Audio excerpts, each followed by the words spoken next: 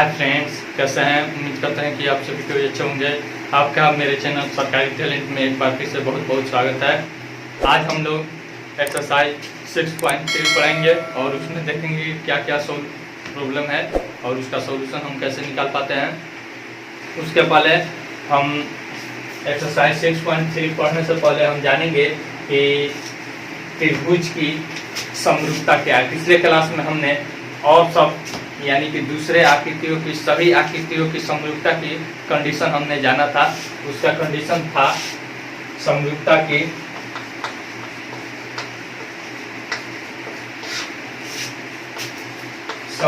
की शर्तें। यह शर्त थी, पहला शर्त थी, दो शर्त थे। कोण, संगत कोण क्या हो, बराबर हो, संगत कोण बराबर हो।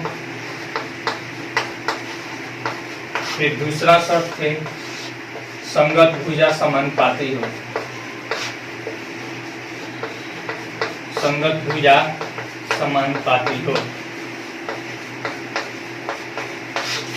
यही दो शर्त था, लेकिन आज हम लोग केवल त्रिभुज के बारे में पढ़ेंगे। यह संगत जो इसमें आया है इसका पहले और समझ लेते हैं। मान लीजिए दो त्रिभुज है A B C D E F. इसमें अगर कोण ए कोण डी के बराबर है तो यानी कि इसका संगत कोण डी हो जाएगा। ठीक है, इसी तरह से संगत भुजा है तो ए बी का संगत भुजा डी हो जाएगा। इसी को कहते हैं संगत, यानी कि जो जिसके रिस्पेक्ट में होगा उसी को कहते हैं संगत। अब देखिए त्रिभुज की समरूपता, त्रिभुज की समरूपता, इसके लिए भी यही शर्त होगा। पहला संगत कोण बराबर, संगत कोण बराबर। फिर दूसरा संगत भुजा समानुपाती।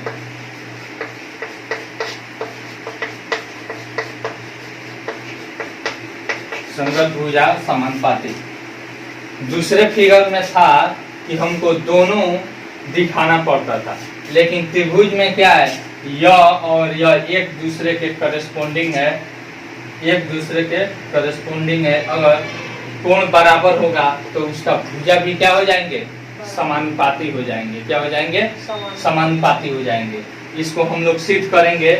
अगर उसमें 6.3 थ्योरम देता है जिसे हम ए समरूपता कहते हैं और फिर इसे एस समरूपता कहते हैं।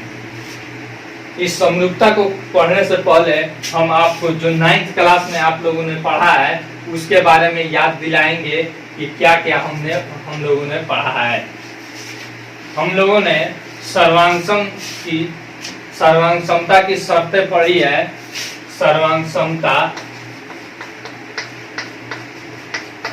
9th क्लास में हम लोगों ने सर्वांग समता का नियम जो पढ़ा है उसमें क्या है, पहला नियम था एस एस एस सर्वांग समता नहीं, दूसरा था एस ए एस सर्वांग समता, तीसरा नियम था ए एस ए सर्वांग समता।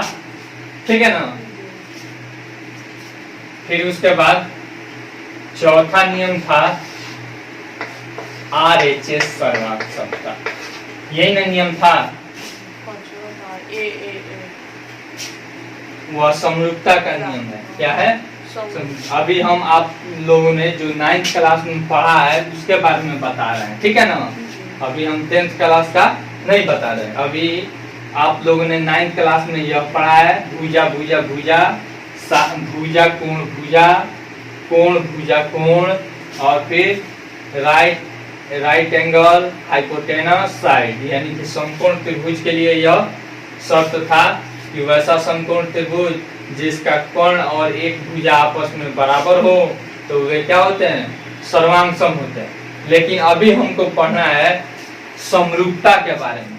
तो समरूपता का दो कंडीशन, संगत कोण बराबर हो और संगत भुजा समानुपाती हो, यह सभी फिगर के लिए मान्य है। नहीं, अब हमको सिंपल त्रिभुज के बारे में पढ़ना है, तो चलिए त्रिभुज के बारे में हम देखते हैं।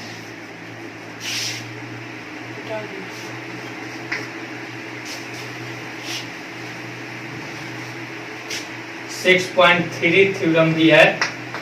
क्या कहता है, किसी त्रिभुज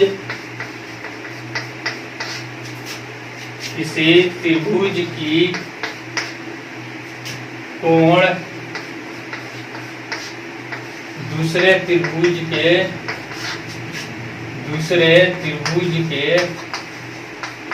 कोण के बराबर हो,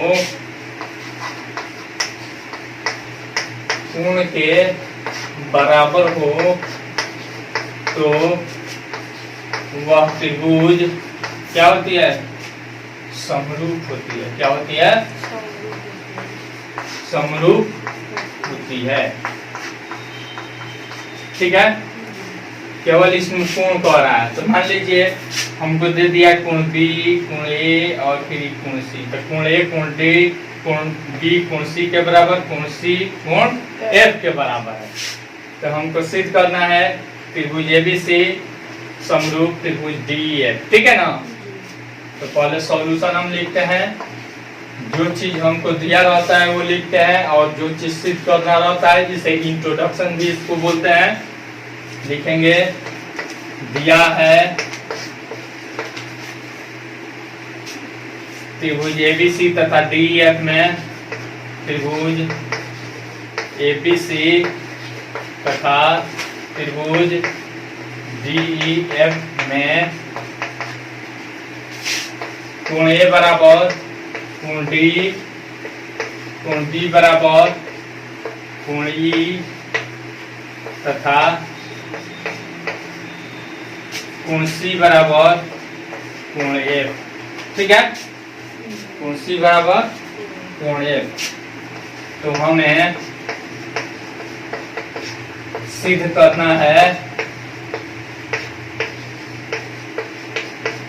तो हमें सिद्ध करना है कि त्रिभुज एबीसी समरूप, समरूप का हम एक पिछले क्लास में बताए थे, ऐसे लिखा जाता है, यानी कि यह जो सर्वांग समता का होता है तो बराबर चिन्ह हटा दिया जाता है और शेष लिख दिया जाता है। समरूप त्रिभुज डीईएफ। ठीक है, यानी अब देखिए किसी भी फिगर के लिए दो हम कंडीशन बताए हैं, कोण बराबर तथा भुजा समानुपाती। तो कोण तो बराबर है लेकिन भुजा क्या है, समानुपाती हमको दिखाना है, यानी AB बाई DE बराबर AC बाई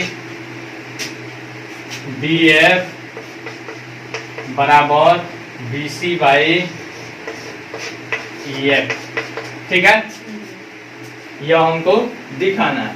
अब रचना में हम क्या करते हैं, अब देखिए इसमें तीन कंडीशन हो सकता है। इसमें कंडीशन हो सकता है AB क्या है, DE के बराबर हो सकता है, या AB DE से छोटा हो सकता है, या फिर AB DE से बड़ा हो सकता है। लेकिन हमारे सिचुएशन में क्या है, AB लेस देन DE है। क्या है, AB लेस देन DE है। तो अब देखिए यहाँ लिखेंगे, यहाँ AB लेस देन DE है, तथा AC लेस देन DF। अब रचना हम करेंगे, जब छोटा है तो हम क्या करेंगे,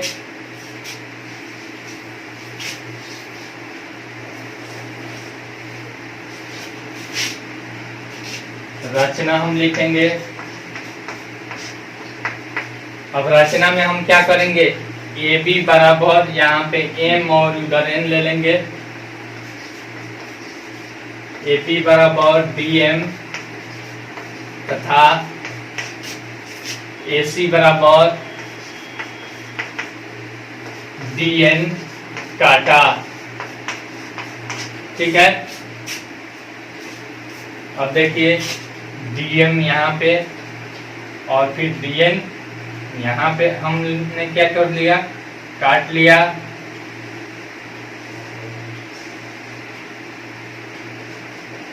M और यह N। अब हम प्रूफ में देखेंगे, यानी प्रमाण आप हिंदी में भी लिख सकते हैं प्रमाण। अब देखिए त्रिभुज ABC और त्रिभुज DEF, इसमें हम देखिए ई कोण बराबर ई कोण बराबर ई कोण और फिर यह कोण बराबर यह कोण दे दिया। त्रिभुज ABC तथा त्रिभुज DMN में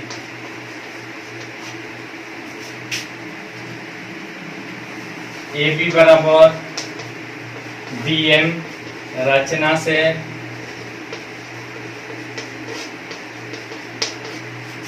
फिर कोण A बराबर कोण D दिया है, ठीक है। फिर AC बराबर DN रचना से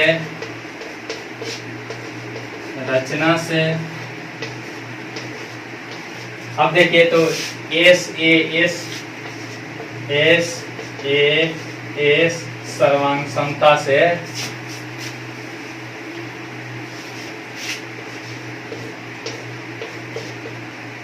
सर्वांग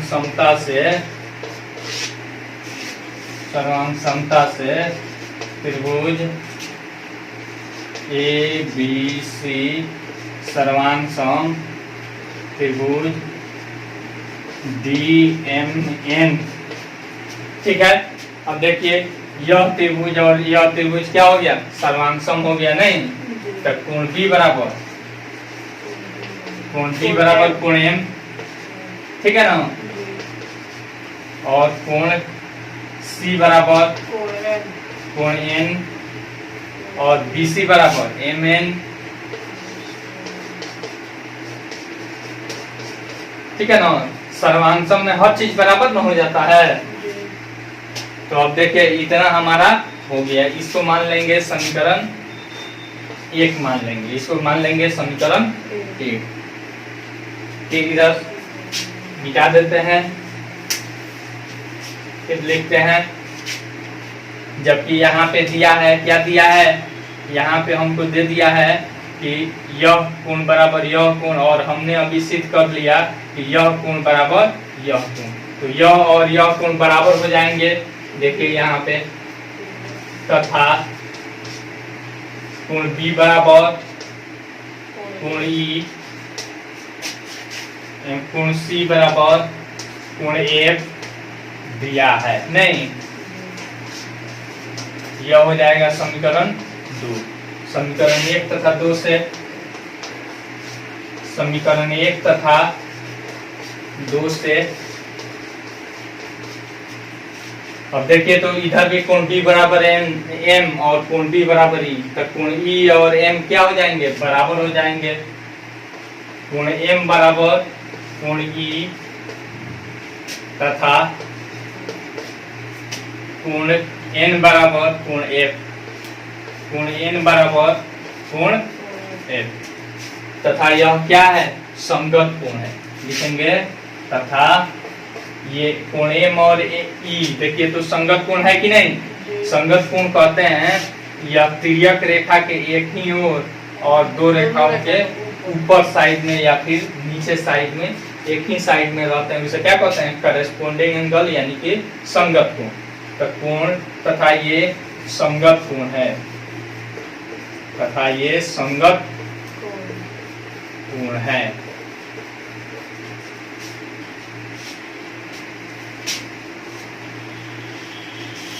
जब संगत कोण बराबर होता है तो ये रेखाएं क्या हो जाती है, समांतर हो जाती है, नहीं। अतः MN पैरेलल EF, यह हमने क्या कर दिया, पैरेलल सिद्ध कर दिया। जब पैरेलल होती है तो क्या थेल्स प्रमेय क्या कहता है, जब कोई समांतर रेखा दो भुजाओं को काटती है, एक भुजा के समांतर जाने वाली रेखा दो अन्य भुजाओं को समान अनुपात में विभाजित करती है। नहीं तो लिख देंगे थेल्स प्रमेय से त्रिभुज DEF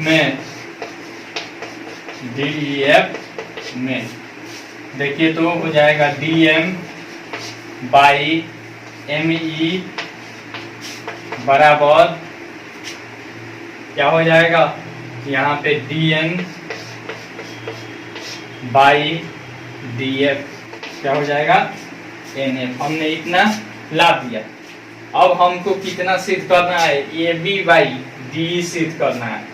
तो हमारा इसमें DE तो ये नहीं किया है, नहीं तो हम सबसे पहला काम करेंगे कि DE इसमें लाएंगे।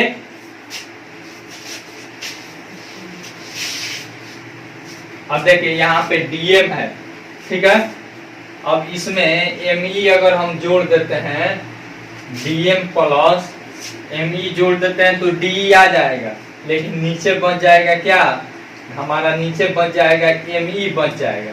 जबकि हमको लाना है DM भी हो और फिर DE भी हो। तो हम क्या करेंगे, इसको क्रॉस मल्टीप्लिकेशन कर, यानी नीचे ऊपर नीचे, इसको इधर और इसको इधर कर देंगे, ठीक है।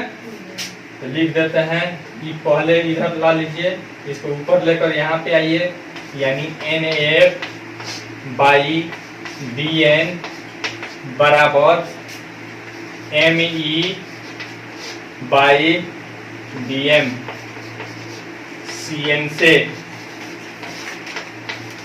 ठीक है। अब दोनों तरफ से क्या करेंगे, हम एक जोड़ेंगे, दोनों तरफ में क्या करेंगे, 1 जोड़ेंगे। दोनों तरफ एक जोड़ने पर जोड़ लीजिए NF बाई DN प्लस 1 बराबर ME बाई DM प्लस 1। अब देखिए जोड़िए, NF प्लस DN हो जाएगा, बटा का जोड़ है, बाई DN बराबर ME plus DM by DM।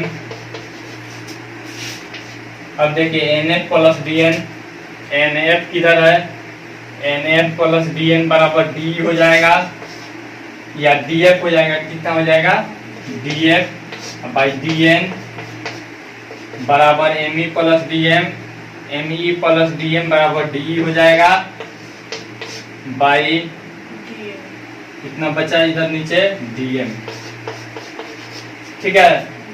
और फिर इसको क्या करेंगे, हम तिरछा तिरछी कर लेंगे, ठीक है ना, या डिविडेंडो डायरेक्ट लगा देंगे।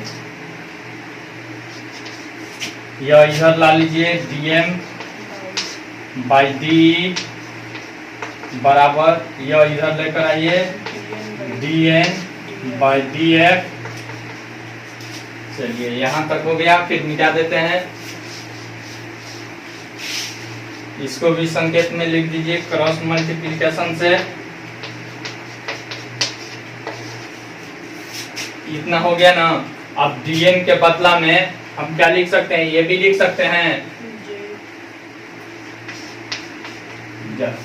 डायरेक्ट लिख देते हैं, DM बराबर AB नहीं, AB बाई DE बराबर DN के बदला में AC बाई BF, ठीक है ना।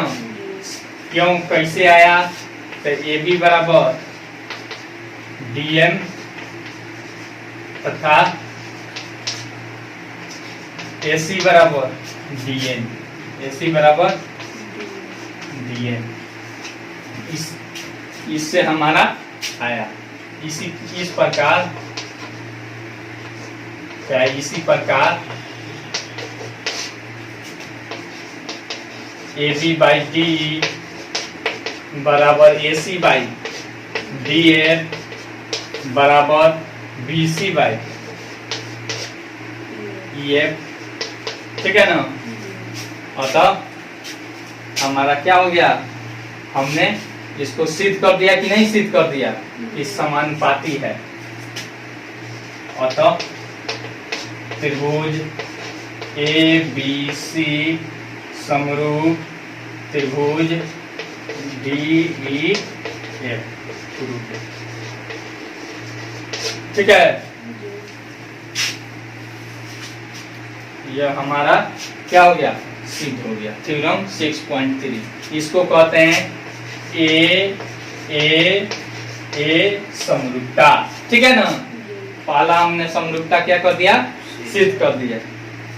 इसी का एक दूसरा आता है, क्या आता है, उपपत्ति जिसे बोलते हैं, उपपत्ति, ठीक है ना।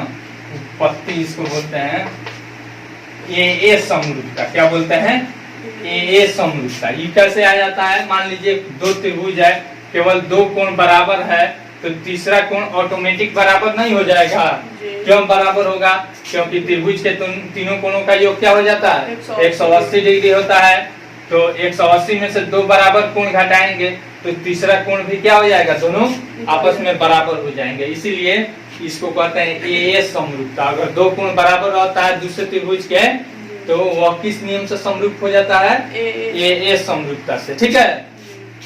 हम लोगों ने एक समरूपता नियम देख लिया, अब दूसरा समरूपता नियम देखिए। मिटा दे इसको। फिर दूसरा नियम कहता है 6.4 में कहता है कि किसी त्रिभुज का, हमने अभी देखा क्या देखा, ए यानी कि कोण बराबर हो, नहीं। अब देखेंगे अगर भुजा समानुपाती होता है तब होता है कि नहीं। भुजा समानुपाती लिखेंगे यदि, क्या यह थ्योरम कहता है, यदि किसी त्रिभुज की, किसी त्रिभुज की भुजाएं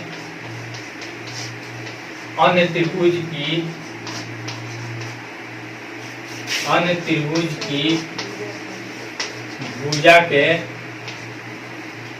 भुजा के समानुपाती होता है,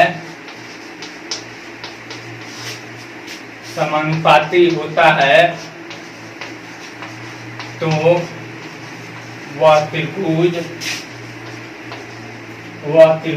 क्या होते हैं, भी समरूप होते हैं। क्या होते हैं, समरूप होते हैं, ठीक है। अब सॉल्यूशन इसका हम लिखते हैं। सॉल्यूशन में जो जो चीज देता है हम उसको लिखते हैं। लिखेंगे दिया है,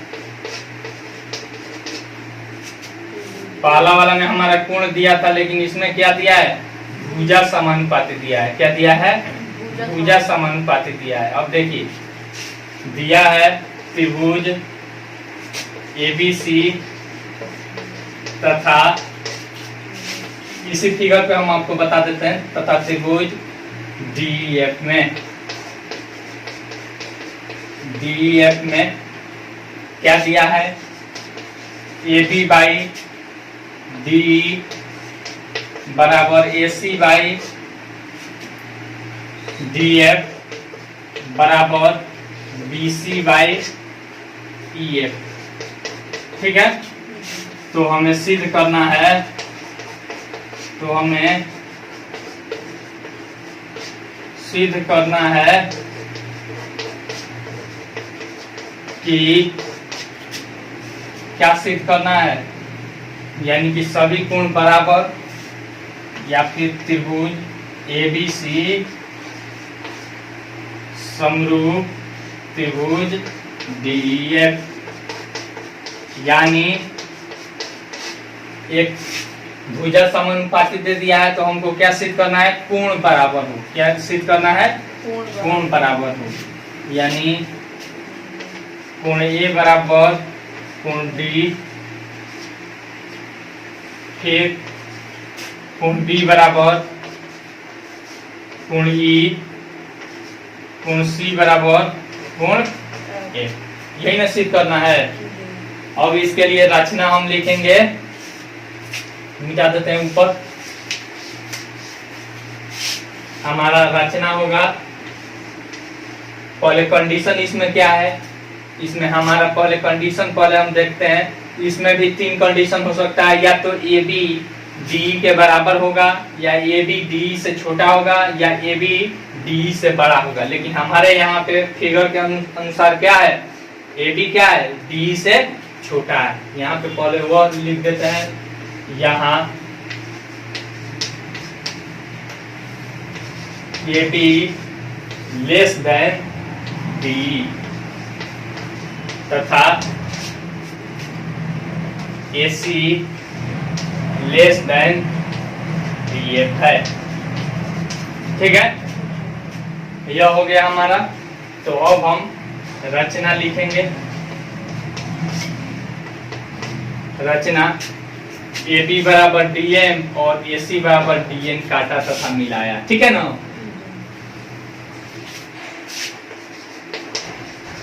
AB बराबर DM तथा AC बराबर DN काटा और मिलाया,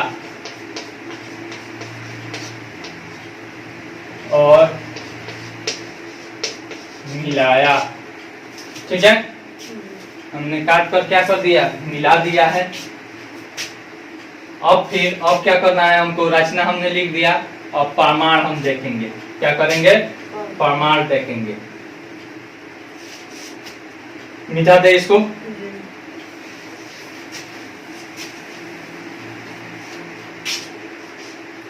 अब यहाँ पे देखिए, हमारा ए बी बाई डी दिया है, जबकि ए बी बराबर क्या है, डीएम है नहीं, तो डीएम बाई डी हो जाएगा। तो यह जब समानुपाती होगा तो क्या हो जाएगा हमारा, यह और यह समांतर हो जाएंगे। जब समांतर होंगे तो ई कोण बराबर ई कोण और ई कोण बराबर ई कोण हो जाएंगे। ठीक है, चलिए अब हम देखते हैं प्रमाण या रूप लिखिए। प्रमाण ए बी बाई डी बराबर ए सी बाई डी एफ नहीं दिया है। क्या है, दिया है। इसको हम समीकरण 1 मान लिए। पुनः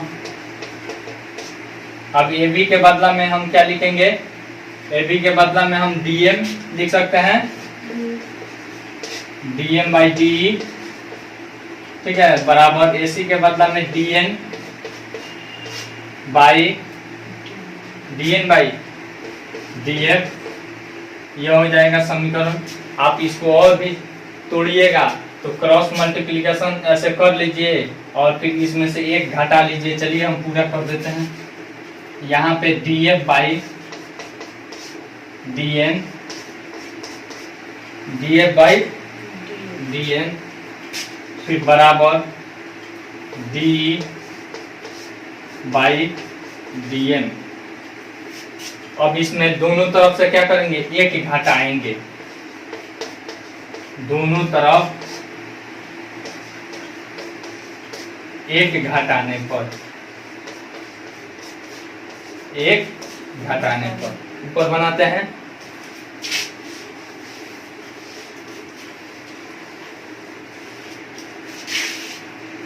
दोनों तरफ 1 घटाएंगे तो देखिए, तो यहाँ पे हो जाएगा डीएफ और घटाओ डीएन, चाहे simple DF by DN direct करेंगे तो आप लोग को नहीं बुझाएगा। -1 बराबर यहाँ पे डी बाई डीएम -1। अब देखिए, अब बटा के घटाव कर लीजिए। DF minus DN by DN बराबर डी माइनस डीएम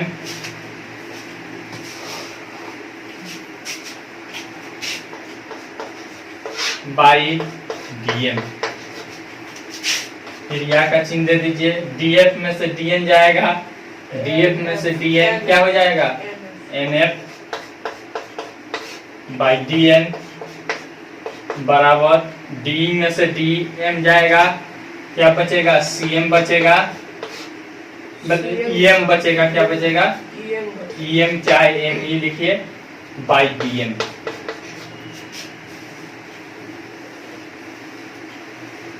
ठीक है। अब देखिए तो अब इसको भी हम क्रॉस मल्टीप्लिकेशन फिर ला लेते हैं। यहाँ पे हो जाएगा डीएम बाई एमई बराबर, यहाँ पे इधर चलाएगा डी, क्या है, डीएन बाई एनएफ। ठीक है ना, यह हो जाएगा समीकरण 2। डी ई एफ में डीएम बाई एमई हो गया, डीएम बाई एमई बराबर DN by NF, DM by NF. इसको हम समीकरण 1 और 2 लगा दिए हैं, बाद में हमको काम आएगा। ठीक है ना, तो यह देखिए तो जब समानुपाती होता है तो थेल्स का विलोम क्या कहता है, थेल्स का विलोम कहता है कि यह समांतर होगा। नहीं, जब दो भुजाएं समान अनुपात में विभाजित होती है तो वह तीसरी भुजा को क्या करती है, यह काटने वाली, विभाजित करने वाली रेखा तीसरी भुजा के समांतर होती है। नहीं, तो लिख देंगे थेल्स के विलोम से, थेल्स के विलोम से MN parallel EF, MN parallel EF। हमने अब समांतर सिद्ध कर दिया। जब समांतर सिद्ध हो जाएगा तो कोण M बराबर कोण E और फिर कोण N बराबर कोण F, यानी यह कोण और यह कोण हमने क्या कर दिया, सिद्ध कर दिया। क्या, अब देखिए हम क्या लेंगे, यहाँ पे D है, नहीं तो DMN और फिर DEF में पुनः क्यों लेंगे, क्योंकि हमें अभी बताए हैं कि MN बाई EF हमको क्या करना है, सिद्ध करना है। ठीक ना, त्रिभुज DMN तथा त्रिभुज DEF में देखिए तो कोण D बराबर कोण D उभयनिष्ठ हो जाएगा,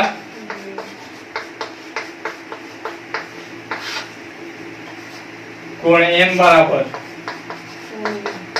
कोण E सिद्ध किए हैं, यहाँ पे है सिद्ध किए हैं। कोण N बराबर कोण F, कोण N बराबर कोण F, इसको भी हमने क्या किया है, सिद्ध किया है, सिद्ध किए हैं। अब देखिए तो ए समरूपता से ए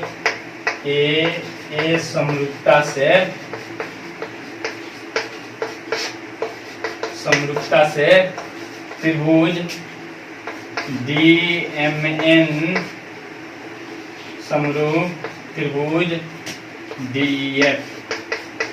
ठीक है, DEF जब यह हो गया तो हमारा क्या हो जाएगा, DM क्या हो जाएगा, DM बाई DE बराबर DN बाई DF बराबर MN बाई EF। ठीक है ना, यहाँ के बाद हम लिखेंगे AB बाई D हमको क्या किया है, दिया है, AB बाई D हमको दिया है बराबर AB बाई D बराबर हमको दिया है BC by EF, BC by EF। ठीक है, तथा अब AB के बदला में DM बाई D बराबर MN बाई EF हो गया। देखिए ना, यहाँ पे नहीं समझ में आ रहा है, यहाँ पे DM by DM by D बराबर M N by E F नहीं दिया है? दिया है। अब यहाँ पे देखिए ए बी बाई डी बराबर B C by E F, समीकरण इसको 3 मान लेते हैं, या फिर इसको मानिए 3, इसको 3 मान लीजिए। और यहाँ से आप डीएम के बदला में ए बी लिख सकते हैं, ए बी बाई डी बराबर M N by E F हम लिख सकते हैं। यह हो गया समीकरण 4। यहाँ पे हम लिख देंगे डीएम बराबर ए बी, डीएम बराबर ए बी। अब समीकरण 3 तथा 4 से देखिए तो 3 तथा 4 से यह बराबर है तो यह भी क्या हो जाएगा? बराबर हो जाएगा। समीकरण 4 और 3 से, 4 और 3 से B C by E F बराबर M N by E F. देखिए तो ई एफ कट जाएगा, बराबर बन जाएगा बी सी बराबर एम एन, बी सी बराबर एम। त्रिभुज ए बी सी तथा त्रिभुज डी एम एन में देखिए तो ए बी बराबर डी एम, रचना से नहीं, और फिर बी सी बराबर एम एन सिद्ध किए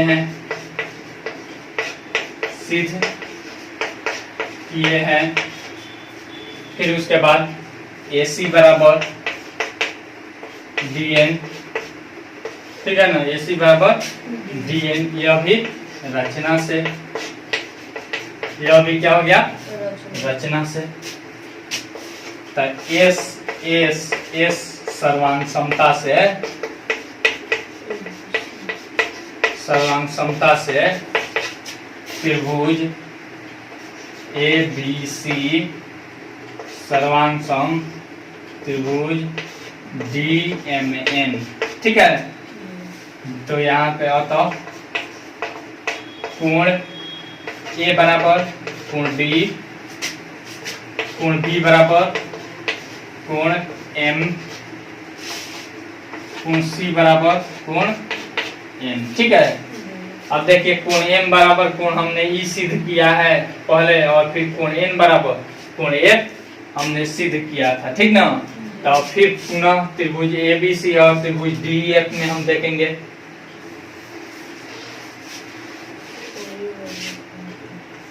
क्या? पुनः त्रिभुज ए बी सी तथा त्रिभुज डी एफ में देख लीजिए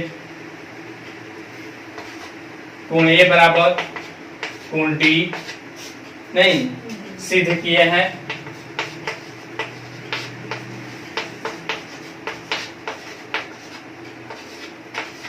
फिर कोण बी बराबर कोण ई क्यों होगा इसका संकेत दे देंगे। कोण एम बराबर कोण एम बराबर कोण बी है, नहीं कोण एम बराबर आपको कोण ई है, कोण एम बराबर कोण ई। फिर उसके बाद कोण सी बराबर कोण एफ, क्यों? क्योंकि कोण एन बराबर कोण एफ है, ठीक है ना। तो अतः ए समरूपता से यह त्रिभुज क्या हो जाएगी? समरूप हो जाएगी। ए समरूपता से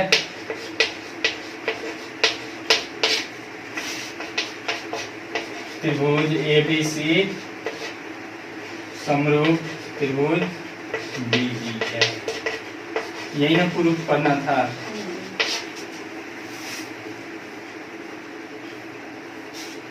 अब देखिए एक चीज, इसी के आधार पे एक आता है SAS, ठीक है ना, SAS समरूपता, यानी कि एक कोण और उसको बनाने वाली जो भुजा होती है वे अगर आपस में समानुपाती होंगे तो वे दोनों त्रिभुज क्या हो जाएंगे, समरूप हो जाएंगे। जैसे इस त्रिभुज में हम देख लेते हैं यह कोण और यह कोण बराबर होगा और यह भुजा आपस में क्या हो जाएगी, समानुपाती हो गई, तो उसे हम कहते हैं SAS समरूपता। इसे तुम लोग सिद्ध करेगा, ठीक है ना।